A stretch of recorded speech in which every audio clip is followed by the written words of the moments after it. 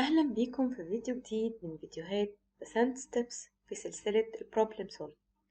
تعالوا نشوف مسألة النهاردة بتقول ايه. بتقول write a JavaScript function to get a copy of the object where the keys become the values and the values are the keys. يعني عايزني اكتب جافا سكريبت فانكشن بيطلع لي في الاخر نسخة من الاوبجكت، الكيز تبقى values والvalues تبقى keys. تعالوا نشوف مثال. عندي object فيه 3 keys، النيم احمد والايدج 30 والجوب انجينير.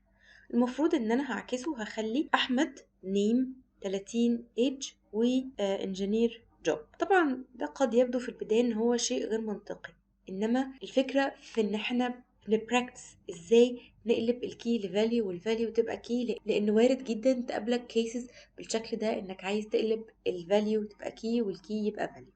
طب خلونا الاول نكتب الفانكشن، ومثلا هنسميها revert object، ومفروض ان هي هتاخد منك الاوبجكت وفي الاخر هتطبع بقى الاوبجكت اللي هو مقلوب ده. خلينا نفكر كده، انا محتاجه ايه؟ انا في الاول محتاجه اجيب كل الكيز اللي في الاوبجكت ده علشان تبقى متجمعه عندي وابقى عارفه مين هي الكيز بالظبط. طيب مين اللي هتجيب لي الكيز دي؟ هي الفانكشن اللي اسمها كيز. لو استخدمت اوبجكت الاوبجكت وقلت له دوت كيز، دي فانكشن بتجيب لي الكيز بتاعه الاوبجكت ده.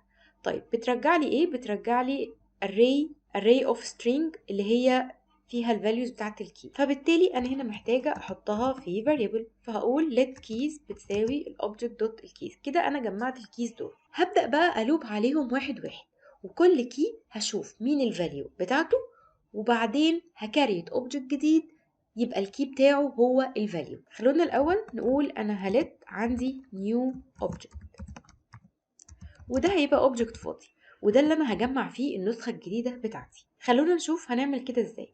هنيجي على الكيز وهنلوب عليها، هنقول for each. عند كل كي من الكيز دي انا هعمل ايه؟ يبقى انا هنا هبدا اخد الكيز واحد واحد وهبدا الوب عليهم، وبعدين هبدا ابدل مكان الكي بالفاليو. ان النيو اوبجكت الفاليو بتاعته هتساوي ايه؟ الكي. طيب الفاليو بتاعته عند مين بقى؟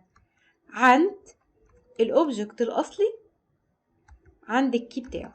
يبقى انا هنا همسك كل كي وهبدا الوب عليه عشان اعرف ايه هي الكيز. فهيخش اول مره عند النيم، هياخد الفاليو بتاعت النيم اللي هي احمد ويحطها هنا في الكي بتاع النيو اوبجكت، وبعدين هياخد الكي ذات نفسه اللي هي كلمه نيم ويحطها عنده، وبعد كده هيلوب تاني وهيبدا يخش في الكي اللي بعد كده اللي هو الايدج، هياخد الايدج نفسه ويبصيه للنيو اوبجكت عند كلمه ال30، وهكذا. في الاخر هبدا اطبع، هقول له console.log النيو اوبجكت اللي انا كونته، وبعدين هاجي هنا هنادي على الفانكشن اللي هي revert object وهبصلها الاوبجكت بتاعي ده. تعالوا دلوقتي نرن. طلع لي هنا error بيقول لي can't convert undefined or null to object. احنا هنا نسينا نقول له ان انا عايز الكي بتاعه الاوبجكت اللي انا مبصيهولك فوق. فتعالوا نرجع تاني نرن. هنا اشتغل، بدل اهو الكي الاولاني ال30 حطها بالايدج، واحمد حطها بالنيم، والانج حطها بالجوب، بدل الكيز مكان الفاليو. يبقى تاني انا عملت ايه؟ انا اول حاجه فصلت الكيز عن بعضها الاول علشان اعرف ايه هي الكيز اللي عندي، وبعدين بدات الوب على الكيز دي، عملت اوبجكت جديد وخليت فيه الكي بتاعه يبقى هو الفاليو، والفاليو بتاعته تبقى هي الكي بتاع الاوبجكت اللي انا مبصيها. طب هل انا ممكن اختصر فيها شويه؟ مثلا ممكن بدل ما انا فاصله الكيز هنا لوحدها، ممكن اخد دي كده كت واحطها هي هنا اهو، وامسح دي، ويبقى كده انا على طول خدت الكيز وعملت لوبينج عليها في نفس الوقت. تعالوا نجرب دلوقتي، هي نفس الريزلت، مفيش فيها اي مشكله. ما تنسوش تعملوا شير ولايك وسبسكرايب، واشوفكم في فيديو جديد ان شاء الله في بسان ستيبس.